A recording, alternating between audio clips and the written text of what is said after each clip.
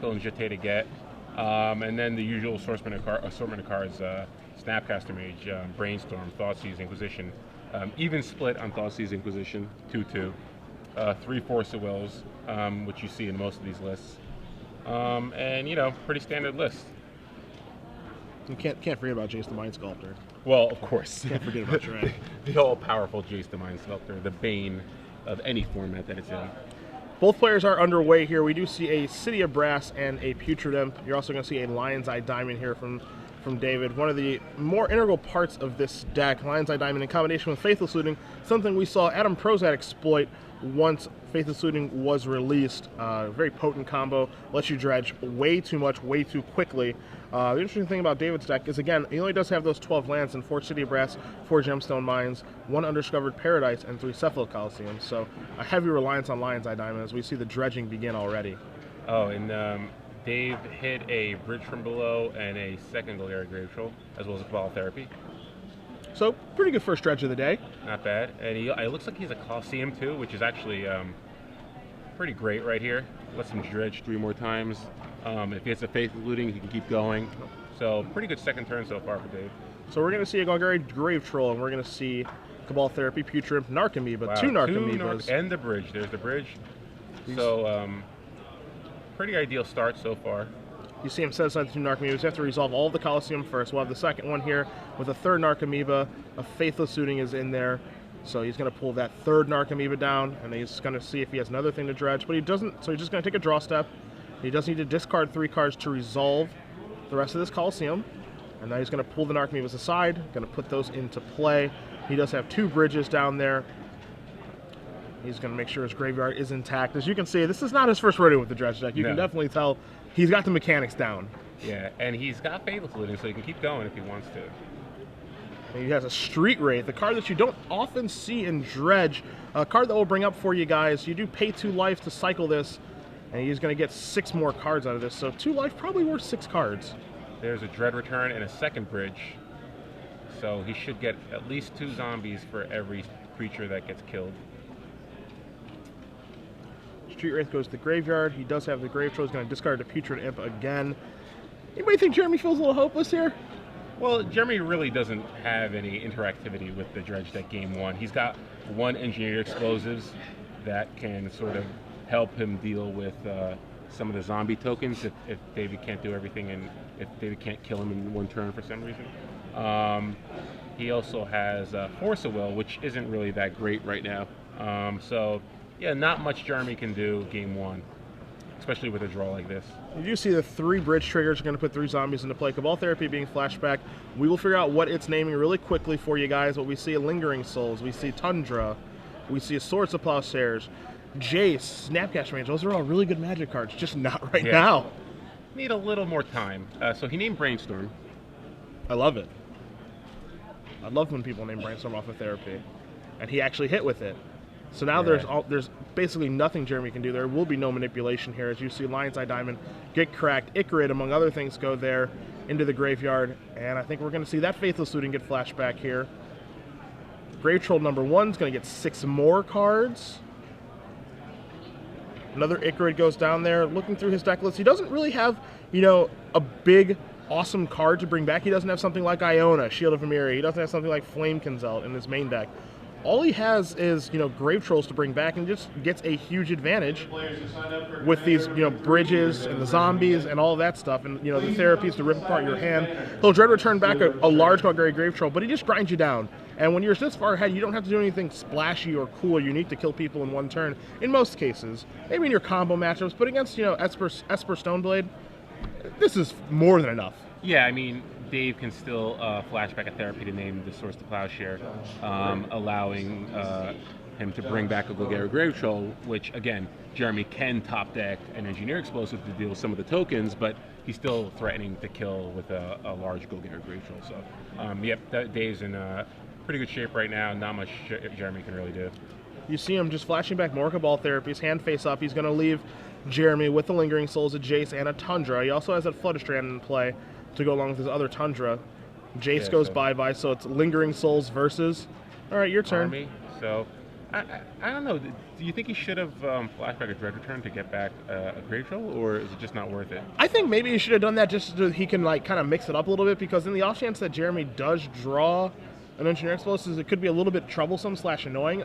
Now David does have those Icarids in the graveyard, so he ends up he's going to be okay. You know, even if Engineer Explosives did show up. But I think maybe a little insurance around an annoying top deck Explosives would have been nice here.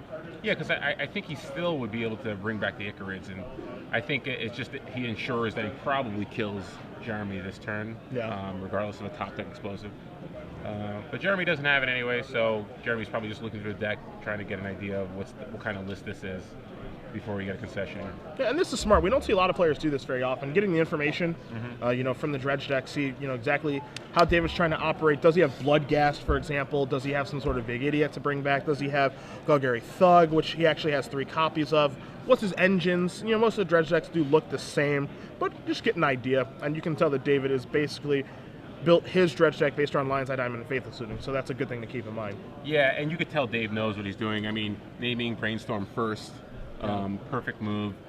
Some people might assume, well, if Jeremy didn't respond with the Brainstorm, you know, but Jeremy kind of knew. You assume maybe Jeremy was hoping to hedge a little bit, but worked out well. I think you have to cast your Brainstorm there. Yeah, the response is the first therapy. Yeah, you know it's going to be bad. It gives you a little more chance to dig for the explosives. You can kind of suspect what's going to happen this turn. But he navigated that turn pretty well. Has to get pretty lucky there with the Brainstorm, but I think at least it gives you a shot. You know, it's hard to predict that David is going to name Brainstorm, but again, I mean, when he fired out that therapy instead of resolve, he named Brainstorm immediately. Yeah, so you could tell that was his plan. I think that's something where, you know, you have to try to figure out whether or not your opponent knows what they're doing. And I think the way that Dave was playing, you could tell he was playing quickly. He sort of knew exactly what to do. I would give him credit that he names the correct card there. Yeah. After board, Jeremy really doesn't have that much to bring in. He has 1 Nil Spellbomb and 2 Surgical Extractions. He has a Supreme Verdict, a 4th Force of Will he could try to bring in. But beyond that, not much really to combat Dave if Dave has an aggressive turn 2 or turn 3 Dredge. Taking a look at David's sideboard here, he is already up a game very easily. Game 1, of course, against Esper Stoneblade, a very, very good matchup for Dredge. If he does want to board into, you know, some splashy guys, he has an Elishnorn and an Iona Shield of Emeria in his sideboard. He also has an additional Dread Return. He actually only starts 1 of those. But the 4 was in his sideboard, 4 Nature's Claims for your Leyline of the Voids and your Relics of the World. Nice hedge against those. 4 Firestorms, 1 Pithing Needle, 1 Undiscovered Paradise, and 2 Nether Shadows. I can't imagine that he's going to dilute his deck too much with how easily he just won. You know, you'll probably see some number of Nature's Claims come in just because he does want to play around Rest in Peace as best he can, because it's very difficult for Dredge decks to be able to beat that once it does come into play. So always boarding that kind of effect, and you can find things to shave to board out to make sure that you do have that hedge so that you aren't just drawing dead to one of those cards. You know, it's kind of rare for, you know, Esper Stoneblade to have Relic or Tormod Script or stuff like that, but you don't want to have your pants down and just, if someone plays it, okay, I'm dead, let's just play game 3. Yeah, I mean, there is a chance, though, that Dave could try to be a little aggressive here. He is up a game. I think he thinks the matchup's pretty good, so even if he loses this game, he gets to be on the play in game 3. So I don't know if he's going to go too crazy after board. I think he figures there's no real reason to dilute my deck. I doubt Jeremy has too many cards against me after board, and even if he does, he pretty much has to draw them in turns 1 to 3. So let me take my chances and just make sure that my deck is as aggressive as possible. You know, back when I used to play Dredge, back in 2009, humble brag, got 9th place at Grand Prix Oakland, whatever. I remember that at that tournament, when we went to sideboard, I didn't do anything for the first 2 minutes. I just sat there and just watched my opponent, because a lot of people don't actually sideboard in the full 15, shuffle, and then pull the cards out. Yeah. So, you know, I would, you know, make conversation, just kind of sit there and just watch them before I actually did anything. And then, you know, and this can really play into your advantage with Dredge, because if someone reaches for their sideboard very deliberately and it's just like, all right, give me these 4, and, you know, slams them in, or, you know, doesn't have to think about what they want to sideboard in. They just have an idea of like, oh, dredge, great. All right, I've got my hate cards ready. Let's do this. Then it kind of influences how you sideboard. Where if you see someone reach for like 1 or 2 cards and they're kind of hemming and hawing, it's like, oh, there's not really any strong hate cards here. That's kind of nice. And you know, it's kind of lazy that like a lot of people don't sideboard in the 15. But I mean, I don't even do it very often. I should. You know, just because it's correct and it doesn't give away information. But a lot of people don't do that. And I think Dredge is a deck that can get a huge advantage from that. Yeah, if you're really playing these type of really good game 1 decks like Affinity or Dredge or Storm, you know, you want to be able to pay attention with what your opponent's doing during the sideboarding, because like you said, you can kind of get a good read as to whether or not they're prepared or not. Yeah. And it's going to impact on whether or not you want to be a little more aggressive or a little more cautious with the way you sideboard. So definitely a good point. As we are going to see a Flooded Strand here from Jeremy. Both players are keeping their 7 cards here. We're going to get a Ponder or a Brainstorm here? Maybe up, or maybe a Thoughtseize. I think we're going to see a Thoughtseize, a card that surprisingly is actually pretty good against Dredge. You want to be able to take one of their enablers, which they have a decent amount of, but a Thoughtseize can really break up some things depending on the hand they keep, as you're going to see Inquisition of Kozilek here. Like taking the Putrid Imp here is pretty big. Yeah, you know, we just saw him abuse Putrid Imp over and over and over in game 1. You do see a Careful Study in his hand as well as 2 Bridge from Belows. And Study is good, but Putrid Imp actually just does everything he wants it to do. Yeah. So. Yeah, and you saw Dave questioning. He was basically thinking about whether or not you should keep this hand. And it's one of those hands where when you're on the draw, it's kind of scary, because if they do have an Inquisition or a Thoughtseize for your first enabler, and you know, God forbid they have a Force of Will for the Careful Study, suddenly your grip is pretty awkward. Yeah. And that's the scary thing. You would think that these decks can't really interact favorably, as you're going to see him take the Careful Study, leave him with a Putrid Imp and a couple of Bridge from Belows. You would think that the Esper Stoneblade deck with its discard and, you know, its counterspells doesn't interact very well. So we're going to see Cabal Therapy now from David instead of casting the Putrid Imp. I think he's going to name Force of Will. Yeah. I mean, I don't think he has a blue to actually cast it, but he does have the Thoughtseize. Okay. So, you know, Dave played around the Force of Will plan, but Jeremy has the Thoughtseize to get rid of the Putrid Imp. So. And you do see a Tundra, and he actually ended up naming Stoneforge Mystic there. I'm a little surprised that he named that instead of Force of Will. But you are going to see Thoughtseize now. You see Putrid Imp, you see Cabal Therapy, Icarid, and 2 Bridge from Belows in David's hand. He's going to lose the Putrid Imp predictably. And he's actually, oddly enough, playing a fair game of Magic right now. We're going to see that Tundra, and you're just going to pass the turn back to David. David's going to take a draw step. Oh, he says, I'm going to Cabal Therapy myself. And let's see if Jeremy's okay with that. He is. And he's going to name Stinkweed Imp. So he's going to start getting his Dredge Engine online, leaving himself with 2 Bridge from Belows and an Icarid. So if you're Jeremy, you're feeling pretty good about this right now. Just you know, things aren't spiraling out of control just yet. But not only that, but Dave doesn't have an enabler. So if his plan is to just try to dredge, he's got to get pretty lucky with what he hits off those 5 cards.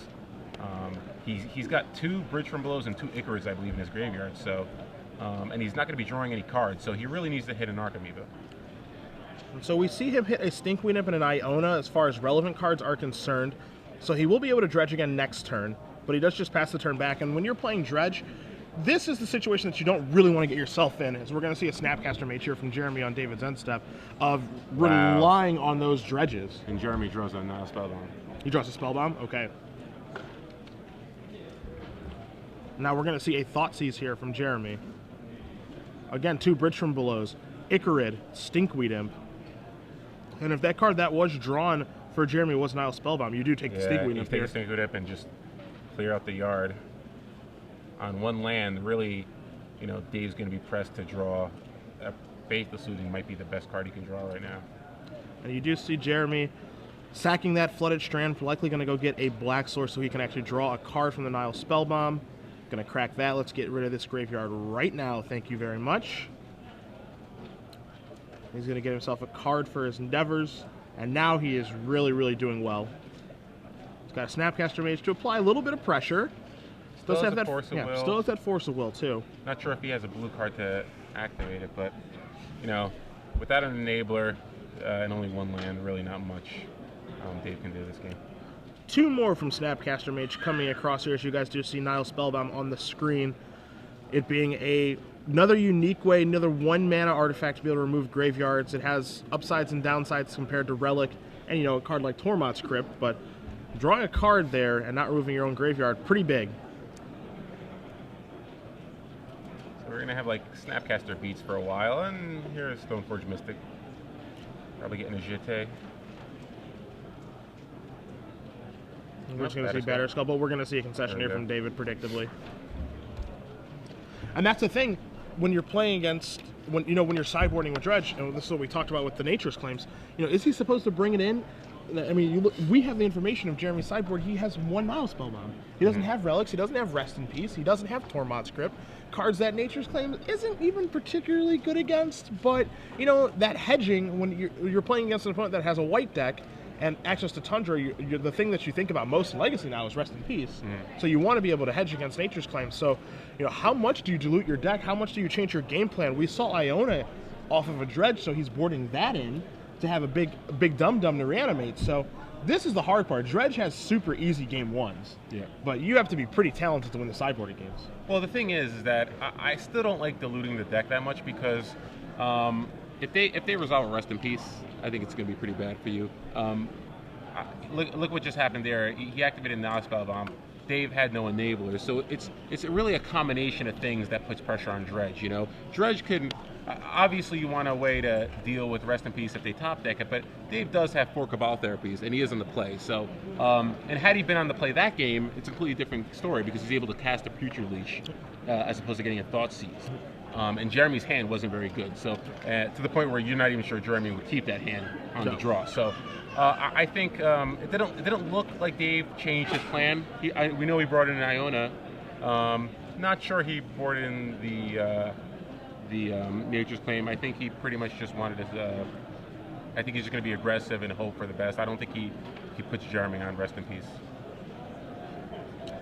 Did you see both players draw their first 7 cards? One thing that is nice about Dredge is that this deck does mulligan incredibly well. It does not need all those 7 cards, but if you're playing against a Dredge player, you're playing against a Dredge player and they keep their 7-card hand, it's a pretty scary feeling. Yeah, and Dave is not keeping his hand. Yeah, he's going to go down to 6. This is the deck that is the definition for aggressive mulligans. Definitely.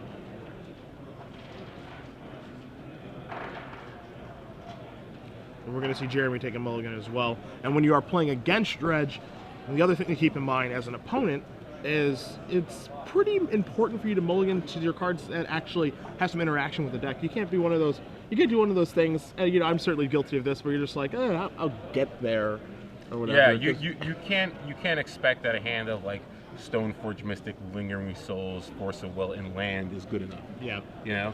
Especially on the draw. You'd like to have one of your hate cards. You'd like to have something that might be able to disrupt Dredge. Not being interactive in the first 2 turns, I think, is just a recipe for disaster against this deck. So, not surprised to see both players mulliganing here. And if it's going to be a mulligan game, I think it does favor David, just because his deck does mulligan so much better than Jeremy's. Jeremy's does, of course, have Brainstorm in some ways to mitigate mulligans, but a Dredge deck is a deck that can work off of 5, potentially just 4 cards. Just does need like a land, Enabler, and a Dredge card, and it's good to go. I mean, a Cephalid Coliseum, Lion's Eye Diamond, a Golgari, a Grave Troll, and a Street Wraith. I mean, those 4 cards alone could be pretty impressive on turn 1. Yeah. So there's some wacky combination of cards that Dredge can mulligan into that make it so it didn't feel like it even mulliganed at all. The tough part, again, is you're going to see him go down to 5 cards. The tough part, of course, is if, the more that you mulligan, the more that you turn on your opponent's hate cards, because your engine isn't as quick, and you turn on hate cards that, are normally not that good against Dredge. A card like Surgical Extraction, I find that card to be mediocre against Dredge. But if you're going to be mulliganing, you don't have access to all of those cards that you normally would have. You can't really push through the Surgical Extraction as well on 5 cards as you can on 7. So, and that's a card that Jeremy does have 2 copies of in his sideboard, and it looks like Jeremy is content with his 6 cards right now.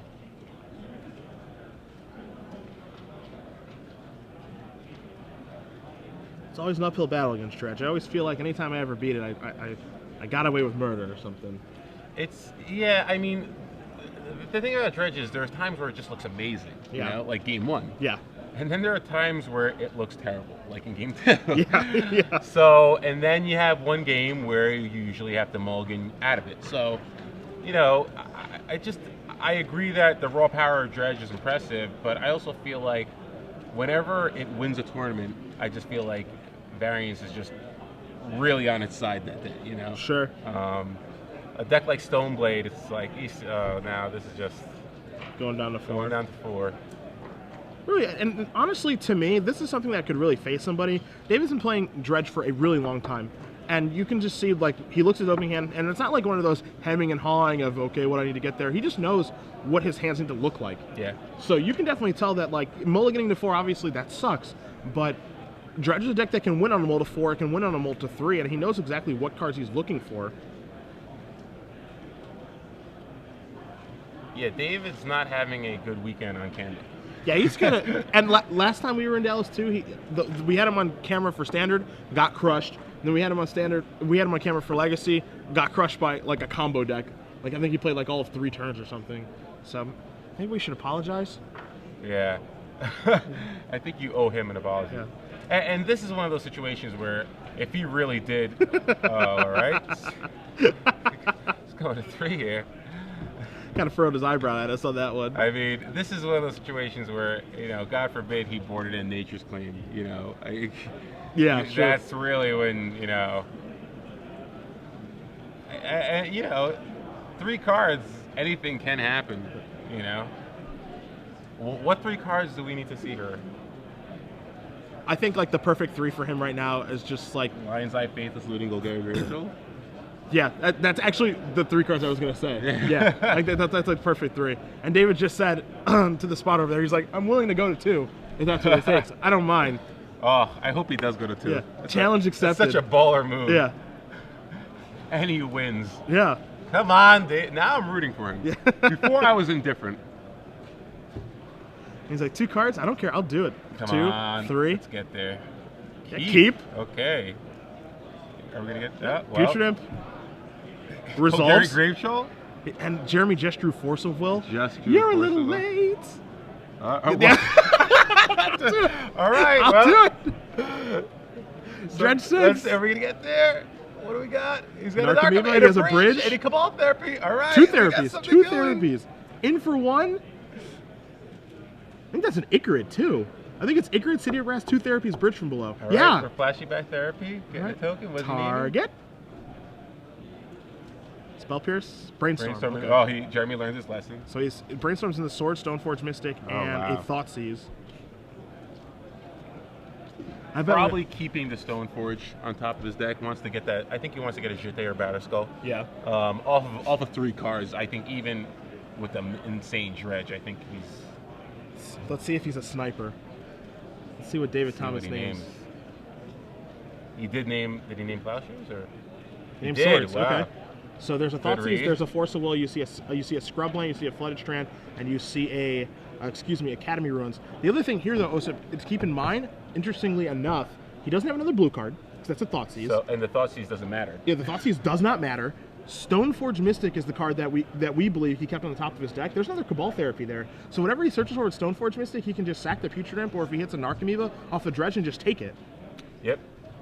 So we're going to see Stoneforge Mystic. He's probably going to search up Batterskull, but it doesn't matter which one he searches up, because if David thinks that it's a huge problem, he's just going to therapy it away. But I think because Jeremy had the Academy Runes, he didn't care. That's why he kept it. That's true. Okay. And you do see Batterskull. You see a Dredge, Amoeba, another bridge. And another Enabler. And a Faithless Looting. I don't know if he's ever going to be able to get there. Not quite going to get there with that, but still, another Narcomoeba and a second bridge. Just what he needs. And even though Jeremy can get back an Academy Rune, get the Batterskull back with Academy Runes, Dave's going to be pressuring here a lot of damage pretty soon. And he also, the Future Imp also has Threshold, which is a factor. It's got Threshold, and he did discard the Great Troll, so he's going to the air. He's coming across for 4 right now, 2 on the ground, 2 in the air. Stoneforge Mystic not going to jump in front of that zombie token. It could to remove the bridges, but he chooses not to. Jeremy draws Swords, a card that we knew was on top. And he does have that Academy Ruins, as you said, but that's a little slow to get that Batter Skull. But again, if he is able to get it into play, it changes everything. Yeah, I mean, basically, it's a little slow, but ideally he could. All right, so he shuts off the enabling, but Dave has at least a Stinkweed Imp and a Golgari Grave Troll in his graveyard, so he's going to be able to at least dredge for 2 more turns. I'd be interested to see here if. There's the Ichrid. If Jeremy decides to block with the Stoneforge to shut off the Bridge from Belows. And we do see him dredge another Shadow. It's old school. We're going to bring it up. I don't even know exactly what it does. I know it's got haste for some reason. I think if there's 3 creatures above it, or if it's the top creature, it comes into play. At the end of your upkeep, if the Shadow is in your graveyard with at least 3 creature cards above it, you may return it to play. So... Such a confusing little 1/1. You see Stoneforge get in front of the Ichrid. He gets to set the triggers for the bridge, so he's going to get tokens. I'm pretty sure. Yep. So he gets 2 tokens here, dropping Jeremy to 9. Is that correct? That's correct, and he gets to set the triggers for the bridge because it is his bridge from below. So the bridges go 2, 4, 6, 8, 10, threatening to do 13 next turn. Possibly more. Bridges go, but he gets tokens. Yep. So. I think Jeremy needs a Supreme Verdict or Engineering Explosive here. Draw a card. That's a Flooded Wow, Strand. and it looks like that's it. Oh my goodness, David Thomas pulls it off of Mulligan to 3. Doesn't even sweat it. Look at him. Wow. And look at the judge. He shrugged his shoulders. Or the spotter, he just shrugged his shoulders. Oh my goodness. Talk about a bad matchup for Stoneblade. Oh my God. If you're Jeremy when he's mulliganing, you're just like, oh, 5. Yeah. Oh, 4. 4. 3. Yeah. I wonder where I'm going to lunch. Yeah, I bet you will keep. Let's play. Wait a minute. Wait, what's going on here? I gotta say, Dave looked pretty impressive with that deck. He definitely knows what he's doing. Yeah, he's been playing this deck for a really, really long time. Again, he top 8 of the Star City Games Invitational when we were in Atlanta with Dredge. He's been playing this deck for a very, very long time. And again, you can tell the difference between a proficient Dredge player and a Dredge player who's just like, I play this deck on occasion. He was mulliganing immediately, like it was nothing. And please don't say that Dave got lucky. He mulliganed to 3. Yeah. You cannot have it both ways. Yes. Yeah, like these were strategic mulligans, too. Like, obviously his goal isn't to mulligan to 3, obviously. But, he was mulliganing instantly. It wasn't even like hemming and hawing over his hands. Like, yep, this hand sucks, mulligan. This hand sucks, mulligan. This hand sucks, mulligan. And he even said, I'm willing to go to 2.